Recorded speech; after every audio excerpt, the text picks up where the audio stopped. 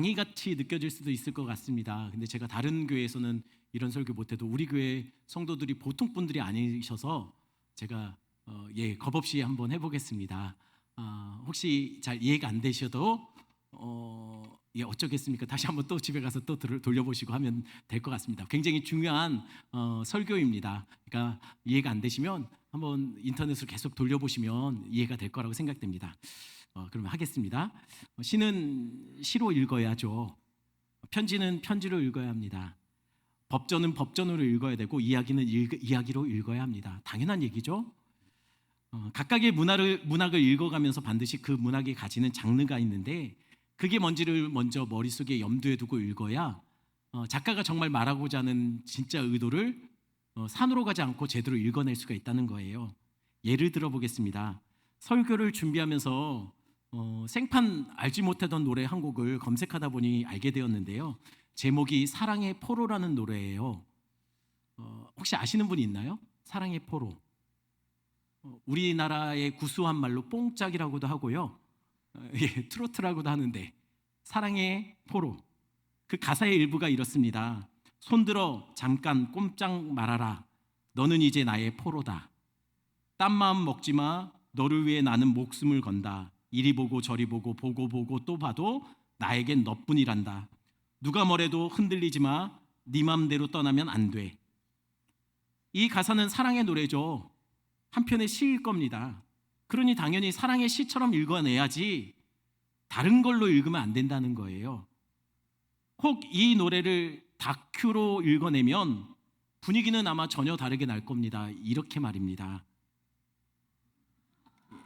전혀 다른 메시지가 전달되는 것 같죠. 또한 이 노래를 가사를 법정 기록이나 또는 사건 일지 등으로 읽어내면 또 다른 의미가 돼요. 이렇게 말이죠. 손들어 잠깐 꼼짝 말아라. 너는 이제 나의 포로다. 불법 총기 사용, 불법 감금죄가 의심되는, 그리고 딴맘 먹지 마. 너를 위해 나는 목숨 건다. 표현의 자유를 침해하는 심각한 인권 침해, 또 불법 도박. 판돈이 큰가 봐요. 목숨까지 걸었어요. 이리 보고 저리 보고 보고 또 봐도 나에겐 너뿐이란다. 사생활 침해, 스토킹이 의심됩니다. 누가 뭐래도 흔들리지 마. 네 마음대로 떠나면 안 돼. 불법 감금이 확실한 상황입니다. 그러니 시는 시로 읽어야 돼요. 법전은 법전으로 읽어야 되고 이야기는 이야기로 읽어야지 다른 장르로 읽어내면 원래 정말 전하고자 한 메시지가 산으로 갈 수 있다는 거예요. 성경도 마찬가지입니다. 성경 안에는 시가 있어요. 편지도 있고요. 비유도 있고 묵시문학도 있고 내러티브도 있습니다. 각각의 장르를 읽을 때마다, 성경을 읽을 때마다 그냥 보시면 안 되고 이 본문이 어떤 장르로 쓰여졌는지를 먼저 머릿속에 염두에 두고 읽어내셔야 작가가 정말, 그 기록한 저자가 정말 말하고자 하는 참뜻을 제대로 파악할 수 있다는 거예요. 이게 해석의 기본입니다. 그러면 지난 12주 동안 우리는 무엇을 봤죠? 무엇을 같이 말씀으로 나눴습니까? 십계명 했잖아요. 십계명은 어떤 장르의 기록입니까? 법을 기록해놨으니 법전일까요? 10가지 법을 나열해놓았으니 법전처럼 보입니다. 그럼 십계명을 법으로 읽고 해석하면 될까요?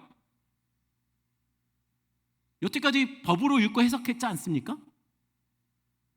그런데 저 목사가 또 저렇게 말하니 또 뭐가 있네.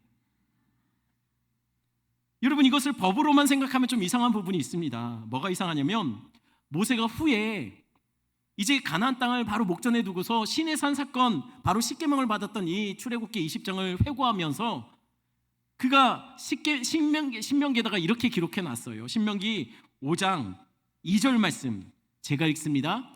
우리 하나님 여호와께서 호렙산에서 우리와 언약을 세우셨나니.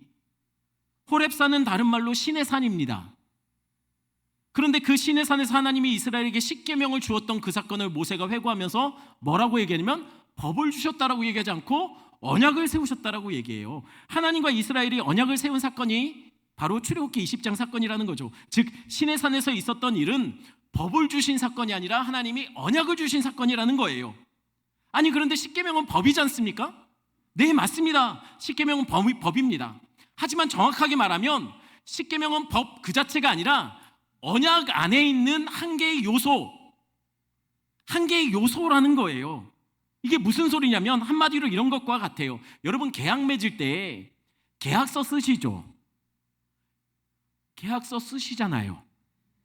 계약서 쓸 때 그 안에 들어가는 것들이 있죠. 아마 계약 당사자의 인적사항이 거기에 들어갈 겁니다. 주민번호 뭐 이런 것들 넣잖아요. 또 계약 조건을 넣을 거예요. 또 계약을 파기하거나 제대로 이행하지 않았을 때 주어지게 될 법적인 책임 또한 그 안에 담아놓을 겁니다. 그리고 마지막으로 뭐 합니까? 당사자들끼리 서명하잖아요. 계약서라는 하나의 문서 안에 여러 개의 요소들이 들어간다는 거예요. 마찬가지로 하나님이 이스라엘과 언약을 맺으실 때도 마찬가지예요. 그 언약 안에는 여러 개의 요소들이 들어가는데 그 요소들 중에 하나가 바로 뭐냐면 십계명이라는 얘기예요. 십계명 자체는 언약이 아닙니다. 법의 형태를 가졌죠. 하지만 그냥 법이 아니라 언약의 한 개의 부분이었던, 한 개의 일부였던 요소 중에 하나였던 것으로 사용되었다는 거예요. 그렇다면 언약은 전체적으로는 어떤 요소들을 포함하고 있을까요? 언약이 필수적으로 들어가야 될 것들은요, 여러 사항들이 있는데 시대마다 조금씩 달라요. 어떤 건 빠지기도 하고 어떤 건 더해지기도 하는데 대략 그럼에도 불구하고 항상 공통적으로 들어가는 게 5가지를 정리할 수가 있습니다. 첫 번째는 뭐냐면요, 전문이 들어가요. 전문은 어떤 거냐면 언약 맺는 당사자 중에 높은 사람, 지위가 높은 사람이 자기소개를 하는 거예요. 내 이름은 뭐다 라고요. 그리고 두 번째로 들어가는 요소가 뭐냐면 역사적 서원입니다. Historical Prologue라고 하는데요, 이게 무슨 얘기냐면 역사적 서원은 그 주로 지위가 높은 사람이 상대방에게 내가 너에게 그동안 어떻게 했고 너와 나의 관계가 어떤 관계였는지를 쭉 나열하는 게 역사적인 서원이에요. 보통 1번과 첫 번째와 두 번째 요소는 한 덩어리처럼 묶여서 많이 소개가 되기도 합니다. 예를 들어 보겠습니다. 출애굽기 20장 전체를 하나의, 사실은 모세오경 전체가 언약을 기준으로 만들어졌거든요. 그 출애굽기 20장 전체를 하나의 언약서라고 본다면 첫 번째, 두 번째 요소인 전문과 역사적 서원은 출애굽기 20장 1절, 2절에 나와요. 1절, 2절 한번 우리 같이 읽어볼까요? 같이 한 목소리로 읽겠습니다. 하나님이 모든 말씀으로 말씀하여 이르시되 나는 너를 애굽 땅 종되었던 집에서 인도하여 낸 내 하나님 여호와니라. 1절, 2절에서 하나님이 자신의 이름을 소개해요. 내 이름은 여호와다. 이것만 얘기한 게 아니죠. 이건 전문인데 또 역사적인 서원을 또 같이 얘기합니다. 내가 너를 애굽 땅에서 종되었던 너를 이끌어내었고 여기까지 데리고 왔다. 과거에 어떻게 너를 돌봐줬고 너를 어떻게 너와 관계를 맺었는지를 여기에 포함해서 얘기하고 있어요. 이게 언약의 도입 부분입니다. 첫 번째, 두 번째 요소죠. 그리고 세 번째, 이어지는 세 번째 언약적인 요소가 뭐냐면 언약적 규정들이 나옵니다. 여기서 이 언약을 맺고 있는 당사자들이 이 언약 관계를 계속 유지하려면 지켜야 되는 그 법들을 나열하게 돼요. 그게 바로 뭐냐면 출애굽기 20장에 나오는 바로 십계명이에요. 이 십계명을 잘 지키면 우리가 이 언약 관계를 계속 유지가 할 거야. 이것은 지켜야 돼 라고 말하는 것이 언약적인 규정이라는 거예요. 그런데 네 번째 언약의 요소로 축복과 저주가 나옵니다. 아니 왜 갑자기 축복과 저주가 나올까요? 세 번째가 뭐라고요? 이 언약 관계를 유지하기 위해서 지켜야 될 것들을 나열했습니다. 이것을 잘 지키면 축복받고 이것을 잘 지키지 않으면 저주받게 될 것이라는 게 네 번째 축복과 저주에 포함이 되는 거예요. 그러니 축복과 저주, 지키면 축복, 어기면 저주인데 이것에 대해서 허투루 말하지 않겠죠. 이때는 그냥 주로 얘기하지 않고 굉장히 분위기가 엄숙해져요. 또는 위협적인 형태를 나타내기도 합니다. 예를 들면 창세기 15장의 횃불 언약, 여러분 기억나시죠? 아브라함이 하나님과 언약 맺을 때 하나님이 아브라함에게 짐승을 쪼개놓고 가운데 핏길을 만들라고 해요. 이게 사실은 창세기 15장에만 나온 게 아니라 그때 당시에 주변에 여러 나라들이 왕과 왕끼리 언약을 맺을 때 주로 이렇게 했어요. 짐승을 쪼개놓고 핏길을 만들고 전쟁에서 패한 나라의 왕들이 그 길을 무릎으로 박박 기어요. 포복 자세로도 기기도 하고. 그러면 온통이 피 범벅이 될 거 아닙니까? 이게 그에게는 굉장히 위협적인 상황이에요. 그러면서 이렇게 외치는 겁니다. 왕이시여, 지금 내가 당신과 이 언약을 맺는데 만약에 내가 당신에게 이 언약을 지켜내지 못하고 왕에게 반란을 일으키면 이 쪼개진 짐승처럼 내가 쪼개져 죽을 겁니다. 맹세, 스스로 저주하는 거예요. 마치 이런 거죠. 우리 예전에 약속하면서 뭐 하죠? 만약에 내가 이걸 못 지키면 내 손에 장지진다. 아무도 장 지진 사람은 내가 못 봤어요. 그래도 자기 스스로 저주하잖아요. 그런 거예요. 내가 이 언약을 깨면 이 짐승들처럼 찢어져 죽을 겁니다 라고 저주를 거는 거죠. 그렇다면 이 언약을 지켰을 때 받는 축복은 누가 줍니까? 어겼을 때 받는 저주는 누가 주죠? 그래서 증인을 세워요. 누구냐면 5번째 언약의 요소가 신적 증인입니다. 이 언약의 증인이자 심판관으로 신을 세우는 거예요. 신이 중재하는 거죠, 중간에서. 이러한 언약의 요소들은 시대별로 순서가 좀 바뀌기도 하고 뭐는 빠지고 뭐가 들어가기도 했지만 대부분 이 5가지는 공통적으로 늘 포함되던 거예요. 그렇다면 이 순서로 그냥 언약식만 치르면 언약은 끝나는 걸까요? 이 순서대로 언약을 오케이 지킬게요 끝 맞습니까? 여러분도 누군가 계약 맺을 때 구두로 말하고 손가락 걸고 도장 찍고 여기 손가락 도장 찍고 잘 지킬게요 하면은 여러분 계약이 성사됩니까? 계약이 성사되려면 여러분들 반드시 해야 되는 게 있어요. 뭐죠? 계약서 써야죠. 계약을 문서화시켜야죠. 증거를 남겨야 되잖아요. 고대 근동의 언약식을 치르고 나면 언약의 규정들 뭐뭐 지키겠습니다. 그리고 이거 지키면 받게 될 축복과 어기면 받게 될 저주를 이렇게 문서화 남깁니다. 어떻게 문서를 남겼을까요? 구약 시대에 무슨 종이가 있습니까? 프린터가 있습니까? 없잖아요. 그럼 어떻게 문서를 남겼을까요? 당시에는요 진흙을 이겨서 찍었어요. 그래서 굳히면은 저렇게 토판이 만들어집니다. 저런 문서를 만들어요. 그럼 신해산 언약도 문서화 되었나요? 신해산 언약도 문서로 남겼습니까? 규정들과 받게 될 저주, 축복. 네. 뭐에 문서화 시켰죠? 뭘로? 십계명? 돌판이요. 돌판에 그 안에 십계명만 들어간 게 아니라 지켰을 때 얻게 되는 축복과 저주가 다 그 안에 담겨 있어요. 그러면 십계명 돌판이 몇 개죠? 십계명 돌판 몇 개입니까?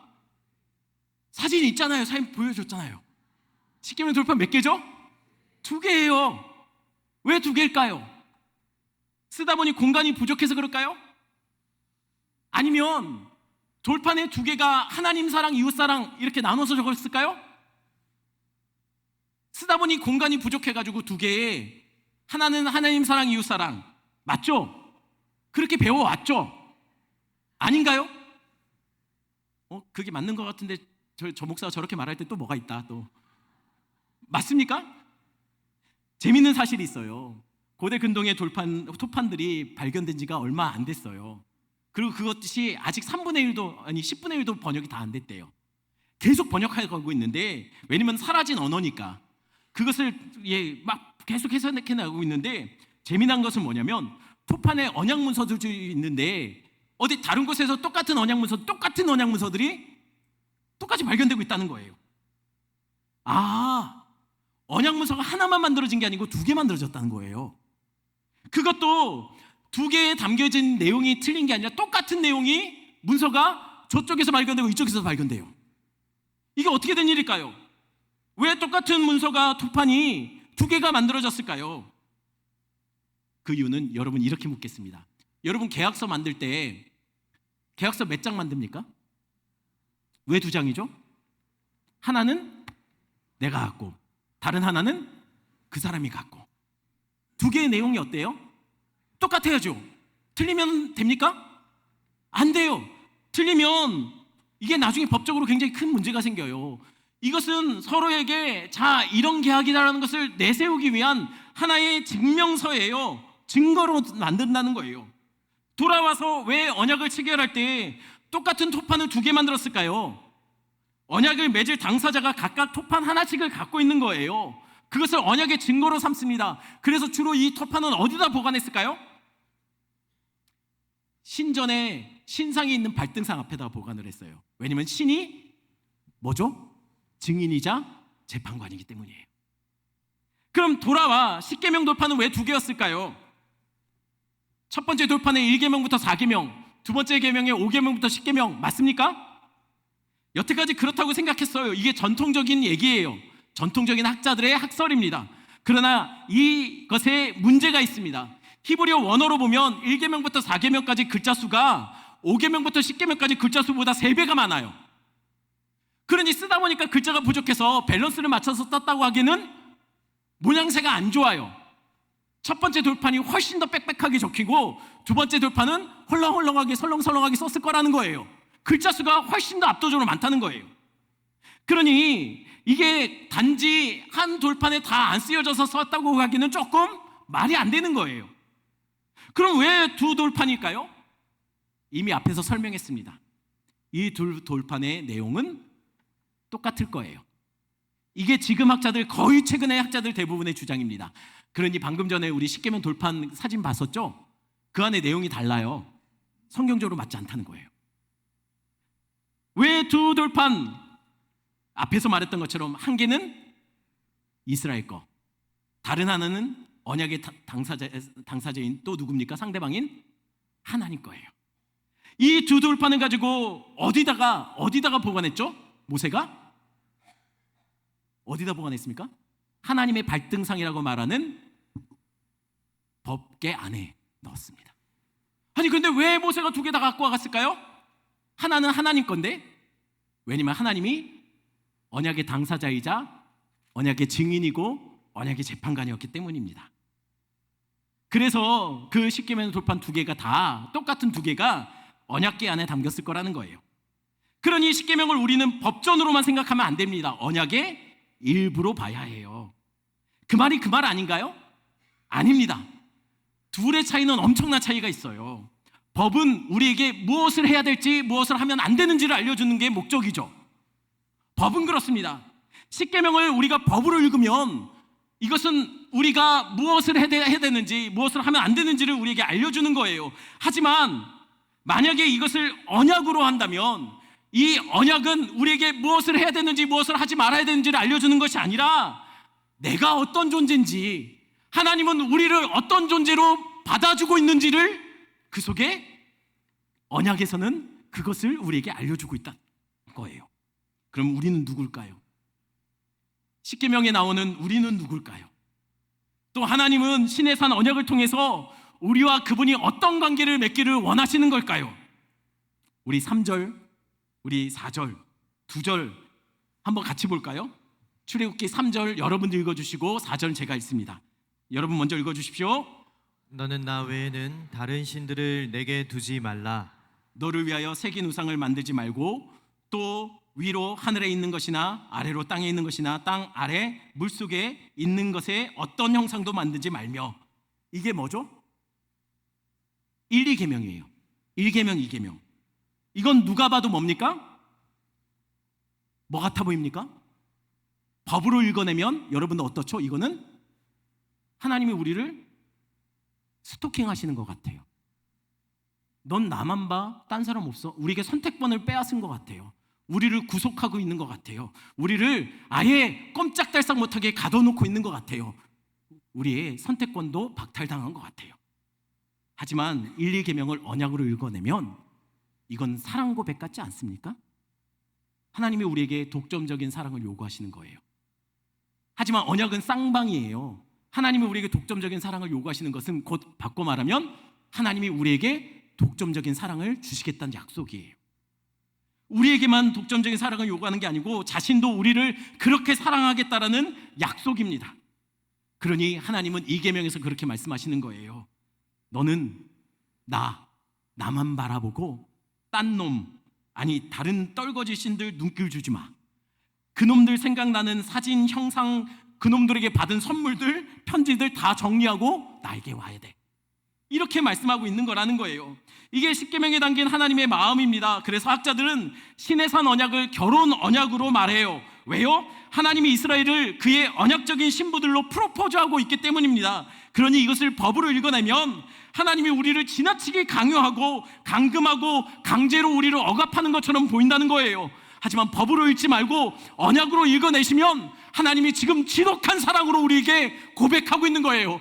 천하만물 천지만물을 창조하신 그분이 고작 아무것도 아닌 티끌만한 우리를 향해 찾아와서 이렇게 말씀하는 거예요. 난 너만 사랑할게. 너희도 나만 사랑해줘. 그럼 이상하죠. 혼인 언약인데 예식장 분위기가 이상해요. 어떤 분위기인데 그렇죠? 우리 18절 말씀 같이 볼까요? 18절 같이 있습니다. 뭇 백성이 우레와 번개와 나팔 소리와 산의 연기를 본지라 그들이 볼 때에 떨며 멀리 서서. 온통 시내 산이 어떻다고요? 우레와 번개와 나팔 소리와 화염 등으로 가득 난리도 이런 난리가 없어요. 다들 이 장면을 보고 이스라엘 백성들이 바닥에 엎드려 벌벌 떨고 있습니다. 세상에 이런 혼인 예식이 어디 있습니까? 지금 신부들이 신랑 앞에 감히 서는 게 두려워서 벌벌 떨며 가까이 가지 못하고 멀리 서 있더라는 거예요. 그래서 백성들이 모세에게 이렇게 요청합니다. 19절 말씀, 19절 같이 있습니다. 모세에게 이르되 당신이 우리에게 말씀하소서 우리가 들으리이다. 하나님이 우리에게 말씀하시지 말게 하소서 우리가 죽을까 하나이다. 하나님이 우리에게 바로 말하게 하지 말라는 얘기예요. 백성들이 모세에게 그렇게 말합니다. 하나님이 우리에게 바로 말하지 말게 해라. 우리가 두려워서 죽을 것 같아. 그러니 모세야, 네가 하나님의 말씀을 듣고 우리에게 대언해 줘라. 직접 말씀하지 말고 너를 통해서 말씀하게 하라. 이렇게 부탁을 한 거예요. 그래서 2절부터 3절까지 2계명은 하나님이 직접 말씀하시는 것처럼 보여요. 나 외에는 내 하나님 여호와가 이렇게 말씀하세요. 누가 봐도 하나님이 직접 말씀하시는 거죠. 근데 3계명부터는 이상해져요. 말투가 바뀌어요. 7절 한번 볼까요? 7절 같이 읽습니다. 너는 망령되게 부르지 말라. 여호와는 그의 이름을 망령되게 부르는 자를 죄 없다 하지 아니하리라. 자, 7절부터 누가 말하는 것 같습니까? 하나님이 너는 내 하나님 여호와 이렇게 말하면 좀 어색하잖아요. 하나님이 누가 말하는 것 같죠? 7절부터 모세가 말하는 것 같아요. 이런 말투가요. 이 3계명부터 시작해서 10번째 계명까지 계속 이어집니다. 왜 이렇게 바뀌었을까요? 학자들이 그것에 대해서 이렇게 말해요. 방금 우리가 읽었던 것처럼 백성들이 2계명을 듣고 나서 무서워서 모세에게 그렇게 말했다는 거예요. 모세야, 하나님 우리에게 직접 말하지 못하도록 해라. 우리 무섭다. 네가 대신 듣고 대언해달라. 그래서 1, 2계명까지는 직접 들었지만 3계명부터는 모세가 대신 말하는 거였다는 거예요. 여기에 학자들의 의견이 없습니다. 의견이 없어요. 그만큼 백성들은 하나님의 말씀을 두렵고 떨림으로 드러냈다는 거예요. 그러니 왜 그러셨을까요? 왜 혼인 언약의 남편 되신 하나님의 신부를 이렇게 무서움으로 몰고 가는 걸까요? 그 이유는 이 혼인 예식의 언약의 당사자인 하나님이 당사자인 동시에 또 뭡니까? 증인이고 재판관이기 때문이에요. 그래서 지금 축복과 저주 부분을 선언하시면서 네가 이 언약을 지키면 너희는 내 보물이 될 거다. 열방 중에 너희는 내 제사장 나라가 될 것이다. 이렇게 축복을 약속하세요. 반면 또한 이 언약을 깨버리면 하나님의 진노의 불이 너희들을 전부 다 살라 없애버릴 거다. 하나님께서 경고하는 거예요. 마치 쪼개놓은 짐승처럼 말이죠.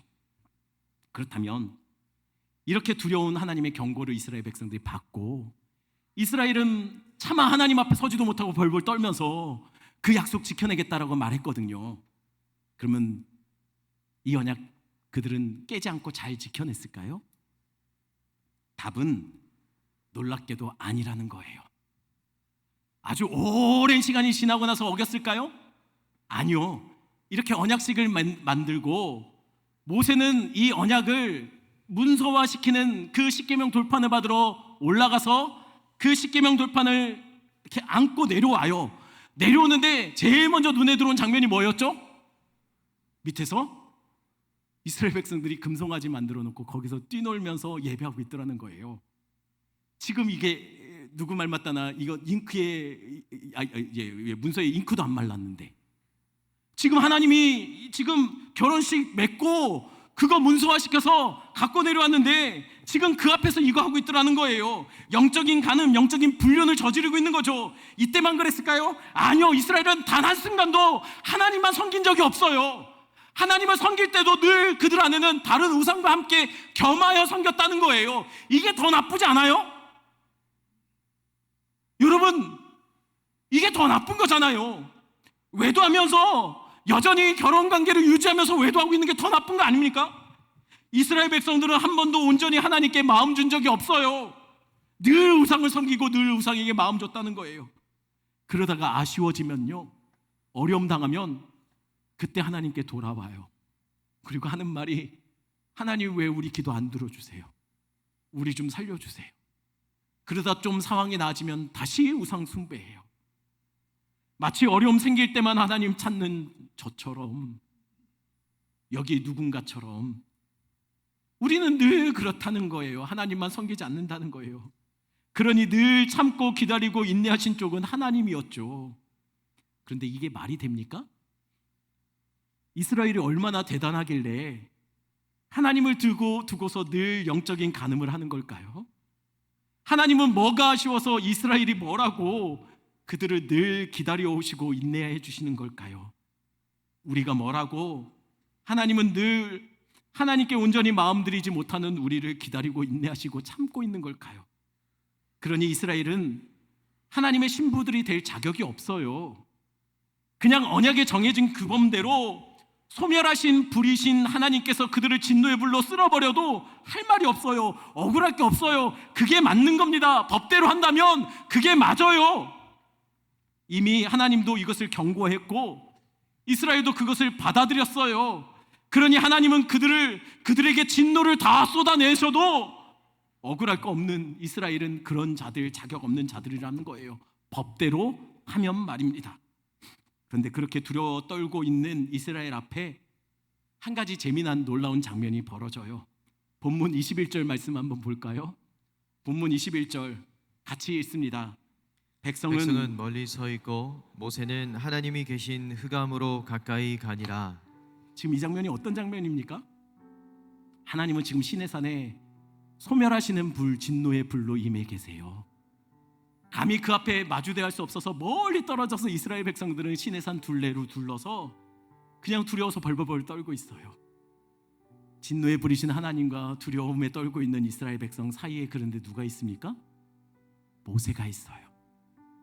근데 모세가 지금 어떻게 하고 있습니까? 겁도 없이 죽음과 같은 흑암으로 하나님의 진노의 불로 뚜벅뚜벅 걸어 들어가고 있어요. 마치 하나님의 진노의 불을 백성들을 향해 쏟아부어질 것 같은 그 진노의 불을 모세가 혼자 다 중간에서 막아낼 것처럼, 받아낼 것처럼 그는 겁없이 하나님 앞으로 뚜벅뚜벅 걸어가고 있더라는 거예요. 심지어는 조금 있다가는 모세가 이 시내산에서 이런 고백까지 합니다. 하나님, 차라리 제 생명을 취하세요. 이 백성들 당신 백성 아닙니까? 그러니 이 백성 버리지 마시고 이 백성과 함께 하시고 차라리 나를 당신의 생명책에서 치워버리십시오. 이런 말까지 한다는 거예요. 기억하십시오. 십계명은 우리에게 무엇을 해야 되는지 무엇을 하지 말아야 되는지를 말해주는 법전이 아니에요. 우리가 누구인지, 하나님은 우리를 어떻게 생각하는지를 알려주는 언약서의 일부입니다. 그게 십계명의, 시내산에서 받은 십계명의 내용인 거예요. 그러면 시내산의 언약에서 보여진 우리는 누굽니까? 하나님은 시내산에서 우리를 어떤 자로 받아들여 주시고 계시는 걸까요?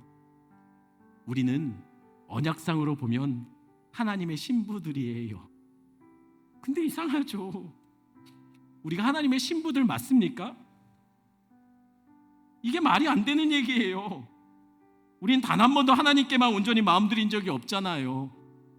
우린 늘 우리 안에 돈이라는 우상이 있었고 성공과 쾌락, 더 누리고 더 잘 되고 싶고 더 가지고 싶은 마음들이 우리 안에 늘 있었지 않습니까? 정욕이라는 우상이 늘 우리 안에 존재하지 않았습니까? 그러니 사실 우리는 안 되죠. 십계명을 놓고 우리를 보면 우린 버려져야 될 사람들이고 정죄받아 죽을 죄인이 분명합니다. 법으로 따지면 그렇습니다. 그러니 왜 우리일까요? 하나님은 왜 자격 없는 우리를 그의 신부 삼겠다 하시는 걸까요? 기억하십시오.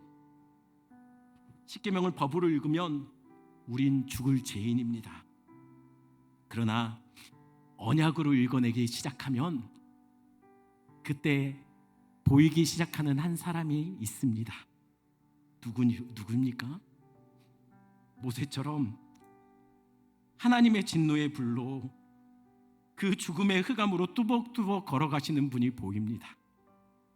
하나님과 우리 사이에 서서 죽을 죄인을 위해서 하나님의 진노를 다 받아내실 듯 그 죽음을 향해서 뚜벅뚜벅 걸어가시는 한 분이 있다는 거예요. 아버지여, 저들의 죄를 용서하여 주시옵소서. 저들이 하는 일을 알지 못합니다.